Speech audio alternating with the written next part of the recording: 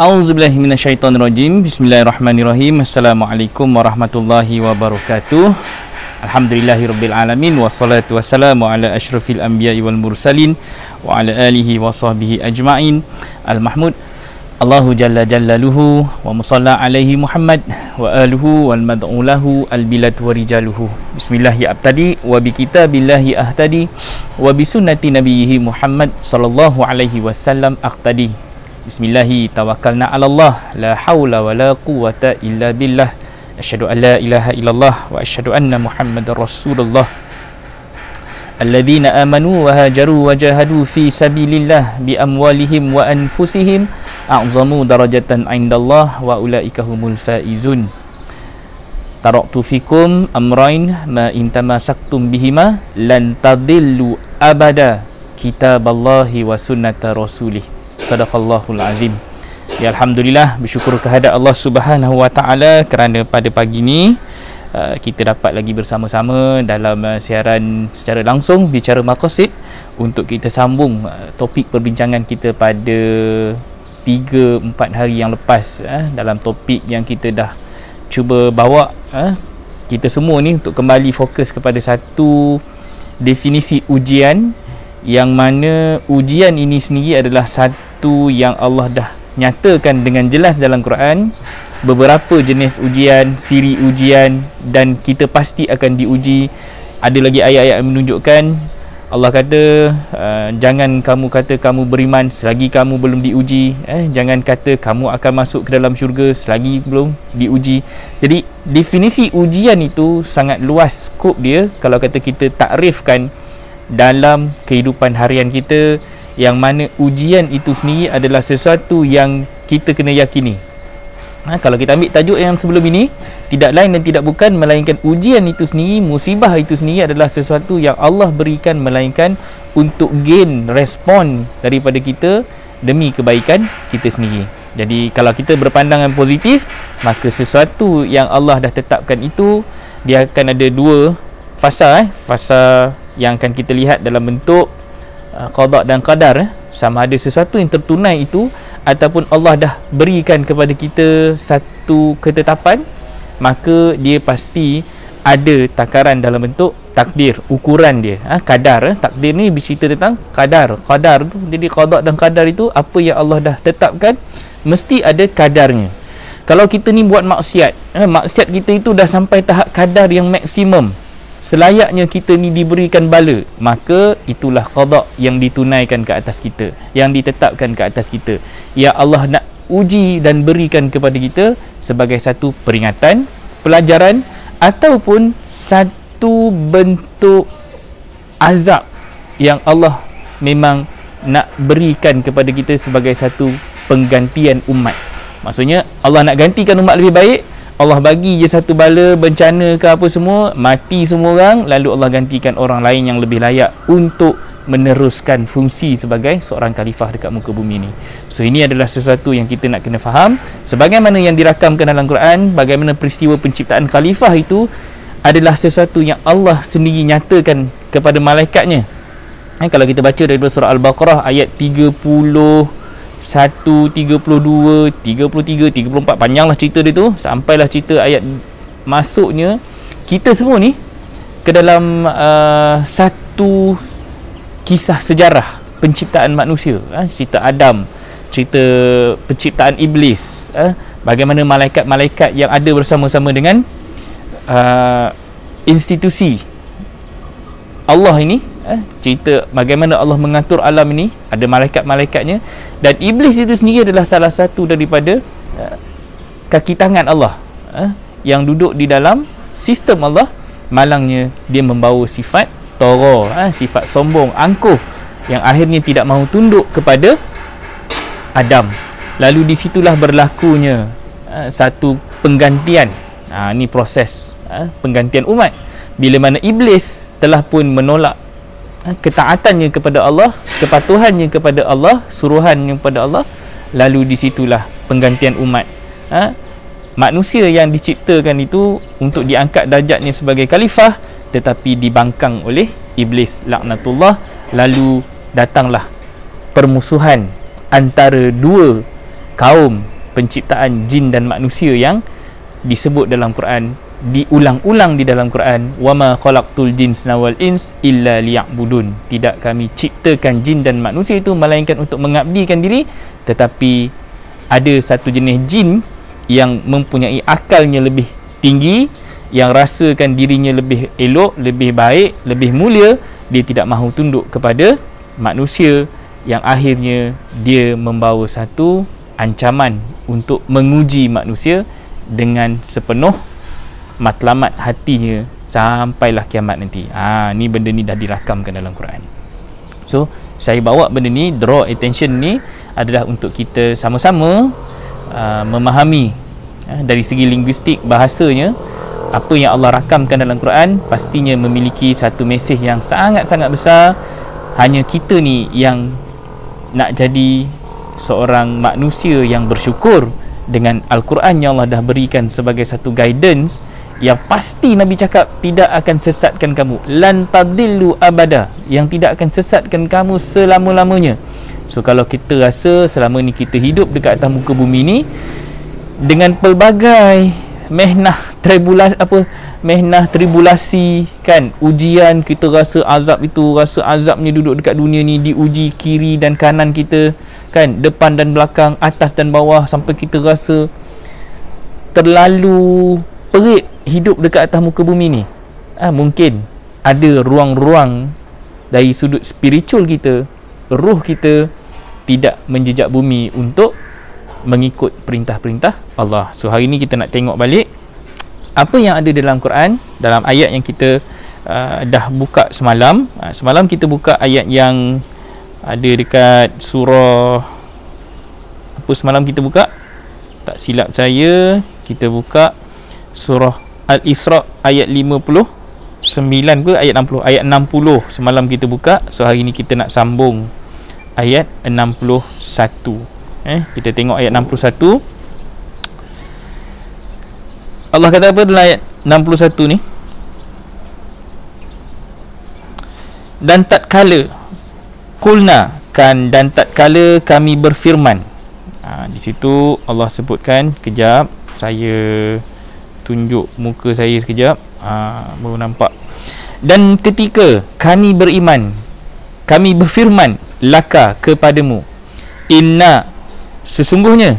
Di sini Allah sungguh-sungguh Allah bukan main-main. Inna itu Allah benar-benar menampakkan Allah punya intention, Allah punya keinginan, kemahuan, kesungguhan Allah itu Allah nampakkan. Rabbaka ahata. Ini ayat 60. Salah pula ayat 60 dikeluar ni.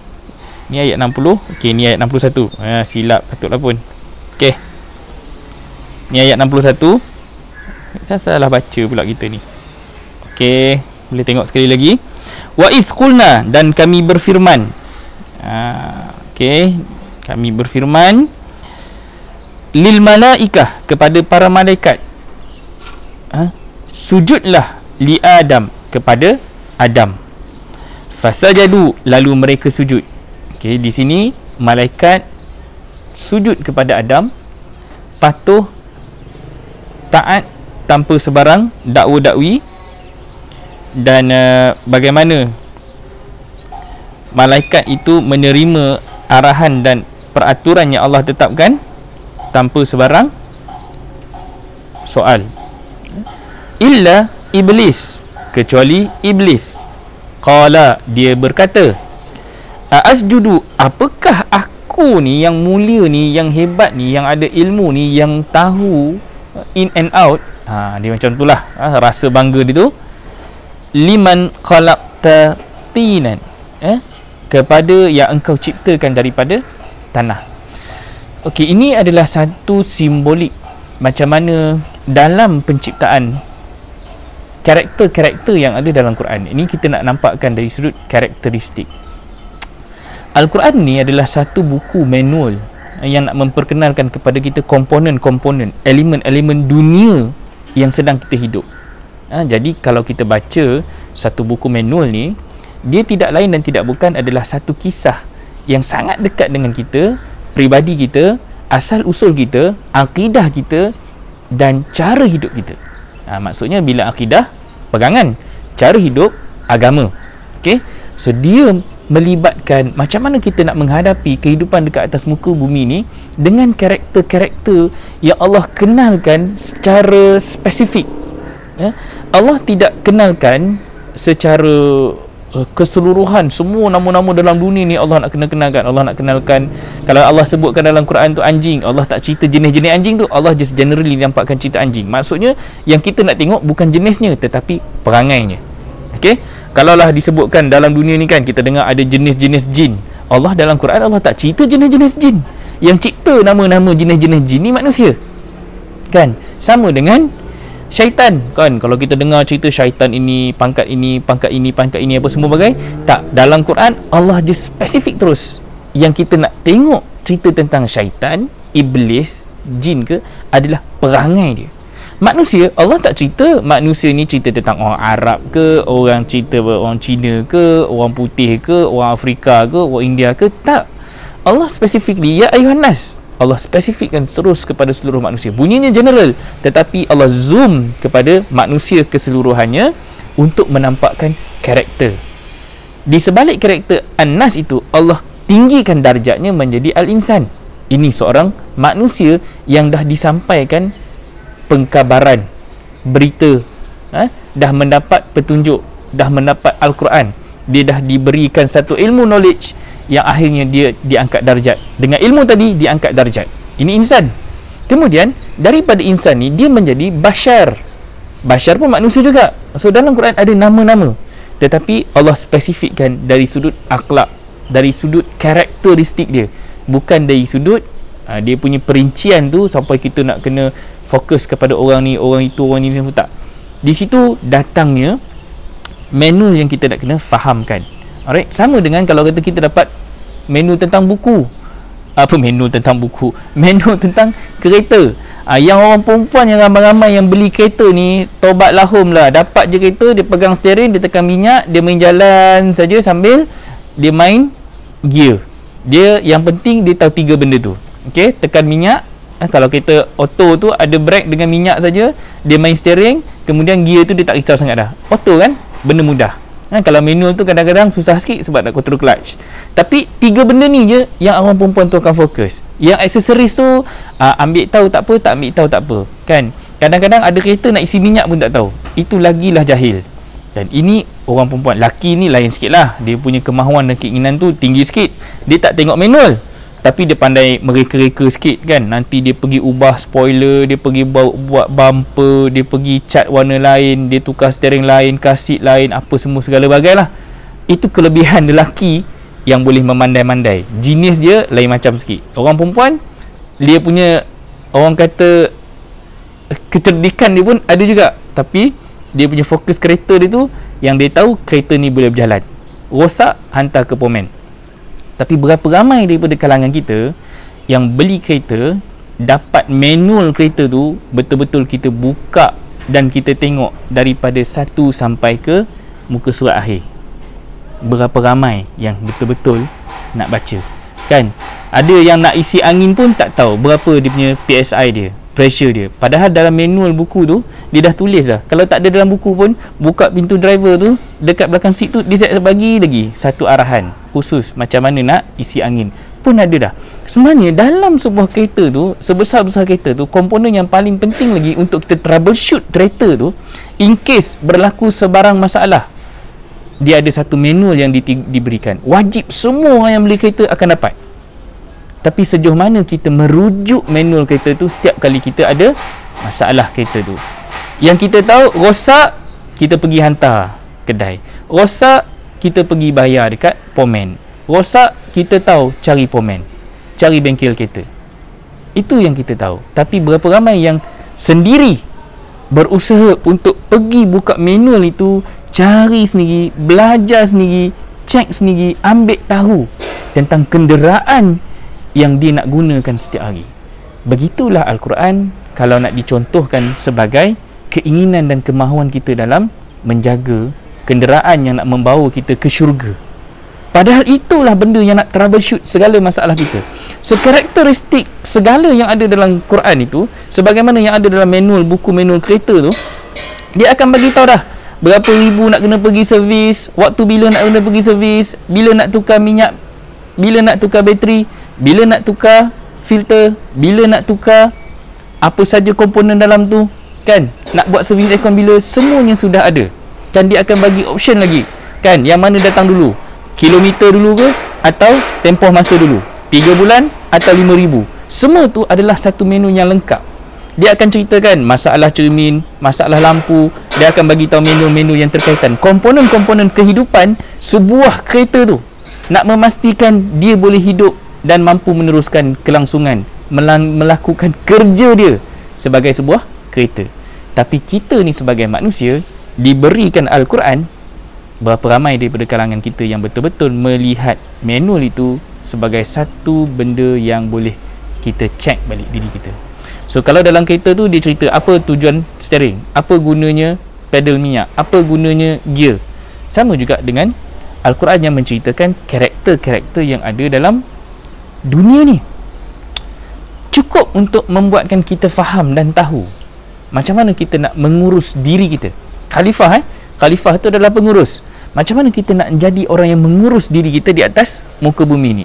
So kalau kita sendiri tak kenal sejarah kita, sejarah agama kita, sejarah watak-watak karakter-karakter yang ada dalam Quran ini, yang sejarah ni bukan tinggal sejarah, dia hidup daripada zaman Nabi Adam, sebelum zaman Nabi Adam sampailah kepada kita hari ini. Semua karakter-karakter yang ada dalam Quran itu masih hidup lagi untuk dijadikan akhlak kita. So manusia ni just a raw material. Kita ni subjek kepada penciptaan, pengabdian kepada Allah. So kita adalah raw material ni, kan. Baiknya kita, buruknya kita, informasinya ataupun ilmunya datang daripada Quran sebagai rujukan. So kalau kita ni kadang-kadang perangai macam setan, perangai macam setan, manusia yang bertopengkan syaitan, kan. Syaitan tu sendiri ada dalam diri kita. Sebab tu Allah kata kita ni adalah orang-orang yang at any time boleh bertukar menjadi musuh yang nyata. Kalau kita ni dinampakkan musuh yang nyata, Allah sebut dalam ayat yang lain, kan, anak dan isteri adalah musuh bagi kita, anak dan harta adalah musuh bagi kita. Maksudnya nyata tak benda tu? Nyata. Anak boleh jadi musuh, maksudnya anak boleh menyetan tak? Boleh menyetan. Isteri boleh menyetan tak? Boleh menyetan. Harta kita boleh tak kita guna mengikut hawa nafsu kita sehingga kita terjebak dengan langkah-langkah syaitan? Boleh. Innahu lakum aduun mubin. Sesungguhnya mereka itu, dia itu adalah musuh yang nyata. Tu Allah sebut dalam Quran. Surah berapa? Surah Al-Baqarah ayat 208. Ya ayyuhallazina amanu dkhulu fi silmi kafah. Allah suruh masuk secara keseluruhan. Allah perintahkan masuk secara keseluruhan tak? Allah suruh. Sama macam mana Allah perintahkan kepada iblis, malaikat sujud kepada Adam. Itu hanya nak melihat sejauh mana ketaatan kita sepenuhnya. Tak ada nak, okey aku taat yang lain, yang ni je aku tak nak, boleh tak? Dia tak boleh. Kalau Allah perintahkan, apa saja perintah Allah mesti kita tunduk, patuh, akur, sami'na wa ata'na. Tapi kalau kita tak masuk secara kafah, secara keseluruhan, secara total, maka kita akan mengikuti langkah-langkah syaitan. Siapakah syaitan? Syaitan adalah bersikap dengan rejimnya. Itu dipanggil syaitanir rajim, syaitan yang direjam. Dia ada rejim dia sendiri. Dia bukan satu individu semata-mata, dia adalah satu institusi yang boleh merasuk kita, kan.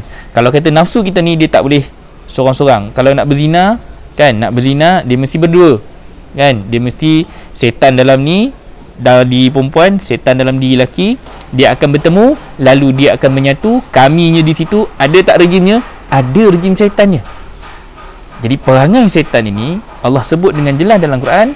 Dan jangan engkau ikuti langkah-langkah syaitan. Wala tattabi'u khutuwatis syaitan innahu lakum aduun mubin. Jadi setan yang paling kita kena kenal adalah setan yang ada dalam diri kita. Dan setan itu kita selalu salahkan yang gaib. Padahal perangai yang Allah sebut dalam Quran itu adalah menampakkan karakter kita sendiri yang menyetan, yang jadi manusia yang mengeluarkan bisikan, kan, yang menghasut anak ke, isteri hasut bini, hasut suami ke, yang menghasut tu adalah nafsu yang datang daripada isteri. Yang mengajak kepada zina adalah nafsu yang datang daripada diri kita. Dan mudahnya kita ni menyalahkan syaitan yang gaib kerana kita tidak akui sebenarnya semua itu datang daripada diri kita. Kejahatan kita itu jelas kerana nafsu yang ada dalam diri kita. So kita baca ayat yang seterusnya. So tanah ni ceritanya adalah manusia yang berasal daripada bumi yang rendah, yang duduk ni. Jadi kita ni, kalau kita nak relatekan dengan jiwa seorang yang sombong ni, dia susah untuk membumi. Orang yang sudah tinggi, dia susah untuk membumi. So cuba kita lihat, adakah diri kita ni adalah orang yang membumi, yang sentiasa merendah diri, ataupun kita ni menjadi golongan-golongan yang sudah berada satu level yang tak boleh nak jadi rendah lagi. Kita tak boleh nak merendahkan diri walaupun dari sudut ilmu. Nak tahu diri kita ni boleh membumi ke tidak, datanglah ilmu itu daripada siapa sekalipun, walaupun datang daripada anak kecil. Tapi kalau kita tak mampu rendahkan diri kita untuk mendengar pelajaran dan peringatan daripada anak, walaupun budak, walaupun datang, tetapi apa yang dicakap make sense, ada knowledge yang kita kena grab, tapi kerana kesombongan, kerana keangkuhan kita, kita pun tak boleh nak ni, kita berdebat lagi, kita tak pandang pun dia, apa yang diucapkan tu kita tak ambil pusing pun. Jadi maka disitulah tanda-tanda kita ni tak boleh nak merendah diri dalam ilmu, dalam konsep ilmu. Dalam bab-bab lain tu kita boleh nampak dengan jelas bab harta ke apa semua tu, pangkat, darjat. Okey, kemudian Allah kata, qala, dia berkata, ara'aitaka, apakah engkau memandang, hadzal ladzi, ini yang karamta, engkau muliakan, alayya, atasku, lain, sungguh jika aqartani, engkau mengakhirkan aku, ila yaumil qiyamah, sampai hari kiamat, la'ah tanikanna, sungguh aku akan menyesatkan. So di situ ini adalah satu janji daripada iblis. Iblis tu berkata, iblis cakap apa? Iblis kata, kau bagi tahu aku, kau kabar dekat aku, kau cerita dekat aku. Tapi di situ dia bukan cerita tentang terangkan. Ara'aitaka, engkau berikan kepadaku satu vision. Ni cerita ara'aita. Sebab di atas ayat ni, sebelum ni kita nampakkan tentang ru'yah. Yang kita terjemahkan ayat 60 sebelum ni, semalam kita nampakkan tentang cerita tentang ru'yah. Ru'yah ini adalah satu vision. Kita sedang nampakkan semalam tentang satu, orang kata terjemah mimpi, tapi satu impian. So di sini iblis tu dia menampakkan apa vision dia. Kalau yang ni engkau nak muliakan daripada aku, dia dah nampak tak? Jauh tak akal orang yang jahat ni? Dia dah tahu dia nak buat apa dengan manusia ni. Sampai dikatakan, sekiranya engkau memberi waktu kepadaku sampai kiamat, maksudnya Allah dah reject tak dia? Allah reject dia sampai kiamat. Allah tak nak terima dia. Kalau dia tak mau sujud kepada Adam, pasti aku akan sesatkan keturunannya. Ni dinampakkan keturunannya. Ni kena sambung buka ayat ni ayat seterusnya. Okey, tengok ayat seterusnya. Dia kata apa? Yaziduhum, bukan, keturunannya, zurriyatahu illa qalila. Alright, Allah kata, sekiranya engkau memberi waktu kepadaku sampai hari kiamat, pasti akan aku sesatkan keturunannya illa qalila, kecuali sedikit. Yang ni yang kita nak kena jadi orang yang sedikit. Berapa ramai daripada kalangan kita yang boleh membumi? Berapa ramai daripada kalangan kita yang mampu untuk menepis? Kalau katalah kita hari ni tengok rejim syaitan itu, kalau kita nak relatekan dengan apa yang berlaku secara konspirasi teorinya, cerita Dajjalnya di akhir zaman apa semua, Dajjal itu sudah pun berjaya masuk ke dalam semua rumah kita. Dan elemen telefon ini sendiri adalah sesuatu yang kalau kata kita nak kata Dajjal cipta sekalipun, tapi di situ ada ilmu yang kita kena faham. Tanpa adanya Facebook, tanpa adanya televisyen, satu ketika dulu maklumat tidak akan sampai kepada kita. Tapi bagaimana kita appreciate maklumat ini, teknologi ini untuk kita manfaatkan untuk agama. Dajjal akan gunakan ruang yang sama. Kita akan masuk ke dalam ruang yang Dajjal cipta, Di medan itu kita akan berperang dengan dia, kita akan berlawan dengan dia, berlawan dengan nafsu kita, dan syaitan akan sentiasa menggunakan segala benda yang dia ada untuk menguja nafsu manusia. Menguja ni maksud dia akan cari jalan macam mana nak menyebabkan kita ni tersesat. Dia akan cari jalan untuk menyebabkan kita ni jadi orang yang rugi akibat daripada keinginan hawa nafsu kita yang sangat tinggi. Yang akan dapat nikmat terkeluar daripada hasutan syaitan itu sangat sedikit, tak ramai. So kita nak tahu ni, kalau nak dapat jalan yang sedikit itu, kita kena kembali balik kepada Al-Quran secara kafah, secara keseluruhan. Tahu, matematik Allah dia tak sama dengan matematik kita manusia. Kalau 6236 ayat dalam Al-Quran itu, Allah dah cakap macam-macam dalam Quran itu. Daripada 6236 ayat ni, syaitan cuma tolak satu ayat yang menyuruh dia sujud kepada Adam. Syaitan tolak satu ayat, hilang semua kebaikan-kebaikan yang syaitan dah buat. Apa yang ketaatan sebelum ni lalu ditempatkan ke dalam neraka. Satu ayat yang syaitan tolak, tempatnya di neraka. So kalau kata kita ni sebagai manusia biasa ada 6236 ayat Quran, bayangkan sekarang ni umur dah 40 tahun, dah 50 tahun, berapa banyak ayat yang kita dah tolak, berapa banyak ayat yang kita tak ikut, berapa banyak kata-kata firman Allah yang kita dah ingkar, kita dah bangkang, kita melawan. Ada yang secara berdepan. Kalau cerita riba tu, berdepan kita berperang dengan Allah. Kalau kita mengambil riba tanpa sedar, kita dah masuk ke dalam kancah Dajjal yang dah design sistem keuangan, sistem kehidupan kita. Dan kita hari ini sudah termasuk dalam golongan-golongan yang ramai itu. Bukan yang sedikit, yang ramai. Sebab tu dalam surah 6 ayat 116 tu, cerita surah Al-An'am ayat 116, dan jika kamu ikuti kebanyakan manusia, Allah dah memang mention, kalau engkau ikut kebanyakan manusia, keramaian itu, ramai-ramai manusia itu hanya akan menyesatkan kita, akan membawa kita ke dalam satu kancah pembohongan. Kerana kita sendiri manusia yang tidak tahu petunjuk Allah, kita tak appreciate petunjuk Allah dah bagi melalui Quran, sehingga kita sendiri gagal untuk menyusun langkah kita mengikut kitab dan sunnah. Tapi kita beria-ia berlari-lari mengikut langkah syaitan. Ni silap kita. Kemudian Allah kata apa? Sambung ayatnya. Dia berfirman, pergilah, maka siapa mengikutimu minhum, di antara mereka, fa inna, maka sesungguhnya jahannam jazaukum jazaan maufura, balasanmu pembalasan yang cukup. Allah dah sebut dengan jelas tempat kita adalah Jahannam. Jangan tengok Jahannam neraka kat sana lagi. Tengok dulu kehidupan kita. Jahannam teruk mana kita hari ni? Rosaknya teruk macam mana? Kesilapan dan kerosakan kita tu melibatkan bukan diri kita saja, malah kita merosakkan orang lain. Kalau kata anak kita sampai merosakkan anak orang lain. Kalau zina tu berlaku, dia tak merosakkan satu badan, dia merosakkan 2-3 badan. Dia akan merosakkan badan lelaki tu satu dah, badan perempuan tu. Kalau mengandung pula, buang anak pula, merosakkan nama keluarga pula. Bukan satu keluarga, 2 keluarga. Banyak benda yang kita lihat dari segi sudut pandang setan punya perangai. Bila Allah kata wala taqrabu zina, dan jangan engkau dekati, Allah kata jangan dekat saja. Setan yang datang dalam diri kita ni main nafsu. Nafsu tu nafsu kita, keinginan hawa nafsu kita sendiri yang stimulate, yang kita sendiri dah buat-buatkan dia. Bila kita ada yang dah ketagihan pornografi, ada yang dah terlalu nampak tak boleh tahan dah apa semua bagai, lalu dia menjebakkan diri kepada zina, Allah dah larang awal-awal.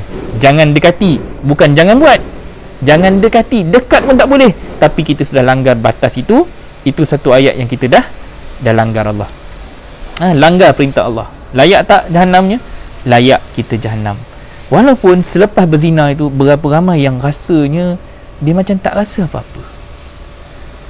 Rasa saya sendiri pun merasai, pada pandangan peribadi yang melihat zaman universiti dulu, kalau tengok dalam TV sekalipun, percampuran lelaki dan perempuan itu adalah sesuatu yang normal. Kalau kita jalan dekat mall, kita melihat lelaki dan perempuan berpegang tangan, itu sesuatu yang normal. Cuma hari ni saja nikmat PKP yang kita dapat ni, nikmat lah saya cakap. Musibah itu nikmat tak? Nikmat. Kita dapat lihat bagaimana Allah berjaya menutup orang panggil didus apa, sidrul zara'i, di bahasa Arab sikit, orang kata apa, lubang-lubang maksiat, dikatakan macam tu. Kita berjaya menutup lubang-lubang maksiat tu kan. Rempit malam-malam kerana PKP ni boleh buat, boleh buat, maksudnya aman. Jalan raya waktu malam, shopping kompleks pun ditutup awal, tempat-tempat yang kita tengok selalunya budak-budak duduk main-main poya-poya melepak pun dah tak ada kan. Jadi ini adalah satu laluan masa yang sebagai parents, kalau melihat ini sebagai peluang, inilah ruang pendidikan kita nak baiki balik sistem keluarga, pendidikan anak-anak kita bermula daripada rumah. So syaitan yang ada dalam diri kita sama macam bulan puasa. Sekarang ni kita dalam konsep berpuasa. Puasa ni engkau kena duduk dekat dalam tahanan, kau menahan diri. Kita kena menahan diri kita dari terjebak dengan perbuatan maksiat. Mata kita, tangan kita, kaki kita, mulut kita, semua itu kita kena menahan diri. Bukan cerita makan saja, minum saja, tak. It's about seluruh tubuh badan kita ni, tubuh badan kita ni nak kita hadkan, limitkan, hudud had adalah cerita tentang limit, batas, boundaries and limitation yang kita nak jaga supaya kita tidak melampaui batas. So kalau kata kita mampu buat secara seluruh negara, Allah boleh tutup, nampakkan bahawa kita mampu buat kalau kita nak, kalau kita berkehendak. Cuma kita nak pasangkan saja basmalah dalam diri kita dan kerja buat kita untuk agama. Ini saja yang kita nak kena baiki. Dan seluruh yang berlaku ini tidak lain dan tidak bukan hanya akan dimanfaatkan hanya oleh golongan-golongan yang sedikit tadi. Dapat tak dapat, kita cek balik diri kita. Adakah dalam setahun ni kita betul-betul mensyukuri apa saja yang Allah bagi? Kalau kata kita duduk setahun ni kita banyak merungut saja, tak ada duit, tak ada kerja, itu ini kan, anak tak makan semua, itu adalah satu kegelisahan yang biasa. Normal bagi manusia rasa begitu. Tapi tidak normal kalau kata kita tidak belajar mensyukuri nikmat itu. Tidak baik dan tidak bagus untuk kita tidak menyatakan kesyukuran. At least hari ni kita masih hidup, kita masih ada nyawa. Dan di situlah datangnya ikhtiar untuk kita meneruskan hidup. Bukan mengalah, bukan kita rasa tewas, bukan kita rasa down. Tak jadi apa benda tu. Dia perlukan kepada keinginan kita untuk bangkit. So kalau kita lemah, masa itulah syaitan akan masuk, menghantui diri kita, merasuki jiwa kita, lalu menyebabkan kita akan pergi ke lembah Jahannam. Rosak kita, mati kita, bunuh diri kita kalau kata kita terjebak dengan nafsu. So syaitan itu sebenarnya bukanlah yang gaib yang kita nak cari tu lagi. Syaitan itu adalah jiwa yang kita berperang hari-hari. Dalam dada kita ada satu rongga yang kalau Allah terkeluar daripada rongga kita, maka syaitan akan masuk ke dalam rongga itu. Itu adalah nafsu kita sendiri. Hawa nafsu yang dipandu oleh akal yang tidak waras, tidak sihat, akal yang tidak boleh mampu berfikir dengan matang, tanpa petunjuk, tidak ada ilmu, lalu kita akan jadi orang yang bertindak dengan jahil. Tapi kalau dah jahil, hari-hari buat, kemudian ditegur, tak nak berubah, masih nak kekal, maka kita jadi orang yang degil. Ini benda yang kita kena faham. Kemudian Allah sebut apa lagi? Allah kata dalam Quran ayat yang seterusnya 64, wastafziz. Maka kita nampak Allah dah cakap siap-siap dekat dalam tu, dan hasutlah. Ini Allah bagi perintah kepada iblis dan syaitan. Ni Allah bagi special task. Pertama sekali, iblis minta izin. Kalau engkau dah bagi aku macam ni punya penalty, engkau bagi aku ni satu hukuman macam ni, sampai Jahannam engkau bagi aku, maka aku minta izin, aku nak sesatkan seluruh keturunan Adam. Macam mana? Iblis minta izin, iblis pun minta izin. Once Allah bagi izin, maka dia dah jadi satu task. Dia jadi satu perintah. Perintahnya adalah untuk iblis ni menyesatkan manusia. So kita lihat berapa ramai daripada kalangan kita yang buat benda jahat atas dasar perintah. Perintah siapa? Cek dalam dada kita, tak ada perintah orang lain pun, perintah kita sendiri sebenarnya kan. Kemudian, dan hasutlah siapa Kamu sanggup di antara mereka dengan bisautika, dengan suara kamu. Ini bisikan, dengan suara kamu. Wa ajlib, dan kerahkanlah alaihim, atas mereka, bi khailika, dengan pasukan kudamu. Yang ni nak dinampakkan tentang rejim. Ini cerita tentang rejim yang syaitan bawa, yang dibawa, dipandu oleh ketumbukan, bukan kecil anak. Dia datang dalam bentuk misi yang jelas. Allah bagi dan Allah izinkan. Allah tak suruh buat kerja seorang-seorang. Allah suruh setan ni berjemaah, kan? Jadi kita ni, adakah kita ni pun berjemaah nak melawan rejim syaitan, ataupun kita ni seorang-seorang? Kalau kata kita seorang-seorang, matilah kita. Sebab apa? Sebab Nabi nampakkan syaitan itu dia akan mengheret, dia akan membunuh, dia akan memakan kambing yang terlepas dari gembalanya, dari pack dia. So kalau kita tidak ada jemaah, kita masih lagi nafsi-nafsi, hidup seorang-seorang, masih lagi bergantung kepada dunia ini semata-mata sebagai habuan kita, maka kita akan jadi orang yang tersesat, keluar daripada pack agama yang sepatutnya. Warojilika, dan pasukan infanterimu. Tengok di situ dinampakkan cerita tentang, dia daripada perkataan rijal, rujulun. Cerita ni tentang kaki. Kalau ikutkan rujulun, cerita kaki. Rijal itu sifat lelaki, kelakian. Kaki, lelaki, dan dia juga menjadi cerita tentang tentera. Ni dari segi harfiah bahasa Arab. Siapkan pasukan tentera kau, kuda-kudanya dengan tenteranya. Setan pun ada tim dia. Untuk apa? Untuk wasyarikhum, dan bersekutulah dengan mereka. Jadi benda ni nak menyekutukan Allah, dia akan ajak golongan-golongan tim dia. Ini rejim syaitan yang ada dalam kalangan-kalangan manusia. Nak buat jahat, jangan buat seorang-seorang, buat ramai-ramai. Kena ada geng, dipanggil gangster. Kena ada tim, kena ada kawan. Kawan itu cerita tentang pack. So kita kena cari pack yang betul-betul nak kembali kepada Allah kalau kita nak selamat. Jemaah yang nak benar-benar meletakkan dirinya melawan rejim syaitan. Sebab tu nak berlawan dengan syaitan ni, kita kena berlindung dengan Allah. A'udzubillahi minasyaitonir rajim, yang mampu untuk merejam rejim syaitan ni. So kalau kata kita tidak berlindung dengan Allah, Allah nak lindung macam mana? Allah kita pun tak nampak, kita tak tahu di mana. Tetapi Allah menzahirkan, menampakkan, mentajalikan ilmunya dengan kitab dan sunnah. Follow kitab, ikut surahnya dan perintahnya, dan kita akan selamat.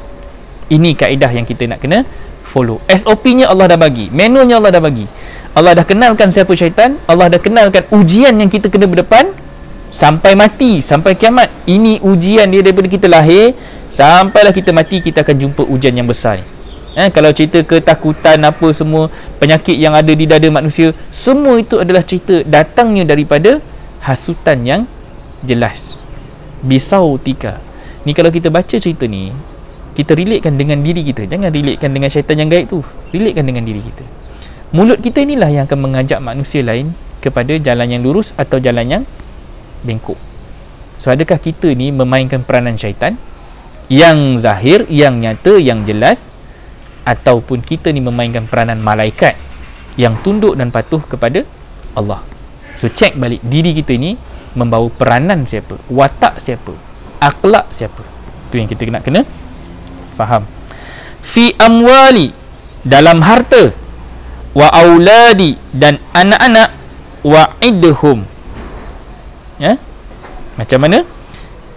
Dan janjikan kepada mereka ini satu perjanjian.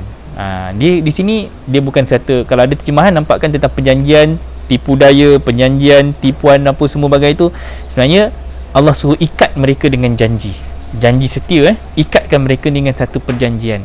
Maksudnya anak-anak dan isteri ni akan jadi tak satu musuh yang nyata kepada kita? Jelas lagi nyata. Allah sebut dalam ayat-ayat yang lain. Allah dah nampakkan dalam ayat-ayat yang lain yang kita ni sedang bermusuh dengan harta, kita sedang bermusuh dengan pasangan kita. Kalau dekat situ kan, kita sedang mengalami satu ruang pendidikan daripada Allah dalam memperkenalkan nama-nama. Manual ni Allah nak bagi kat kita nama-nama yang kita kena faham. Siapakah yang akan menjadi tempat pertama? Setan itu akan menyebabkan kita jadi orang yang kalah. Kadang-kadang kita kalah dengan anak kita. Ini benda yang kita nak kena tahu. Kita boleh makan tak anak kita? Kita boleh bunuh tak anak kita? Bunuh ni sembelih anak, macam mana Nabi Ibrahim sembelih Ismail. Kita boleh tak sembelih anak kita? Kemahuan dia, keinginan dia, nafsu dia yang datang daripada hawa nafsu syaitan yang ada dalam diri dia. Ni yang kita nak kena cek dan kita perhatikan. Kemudian tengok ayat seterusnya. Tapi dah pukul 11.40 baru nak tengok ayat yang seterusnya. Okey, saya tinggalkan dengan ayat yang terakhir. Ayat ni kita habiskan.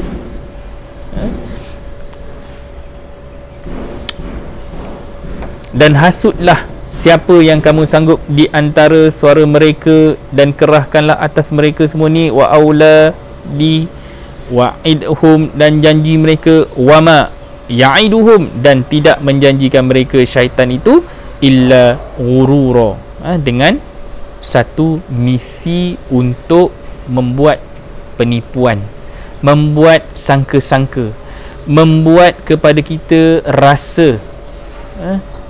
Ghurur ghurur ni benda yang kalau kita dalam hukum fiqh dipanggil gharar, sesuatu yang tidak jelas, dia bercampur aduk. Jadi dia bukan saja tipuan, dia nak mencampur adukkan yang hak dengan yang batil. Kita rasa kita buat benda betul, tapi sebenarnya benda tu salah. Kita rasa kita duduk dalam jalan yang lurus, tapi sebenarnya kita dalam keadaan bengkok. Itulah Dajjal yang mencipta syurga dan neraka kita. Kita rasa kita buat benda yang baik, tapi sebenarnya kita sedang buat sesuatu yang menyaitan. Itu benda-benda yang kita nak kena faham, kita nak kena lihat balik. Okey, so ayat 64 saya rasa saya stop kat sini dulu. Jadi insya-Allah esok kita akan sambung semula perbincangan kita dengan topik ni, dan saya nak bawa kita pada esok hari kesimpulan dalam sains Ashabul Kahfi esok. 4 elemen penting yang kita kena faham, yang kita terlepas pandang tentang hakikat petunjuk yang ada dalam Quran ini untuk kita manfaatkan dalam kehidupan kita, yang kita sangat-sangat jauh lari daripada prinsip Al-Quran. So esok sama-sama kita cuba manfaatkan masa sama pukul 11 pagi sampai pukul 12, 1 jam lah.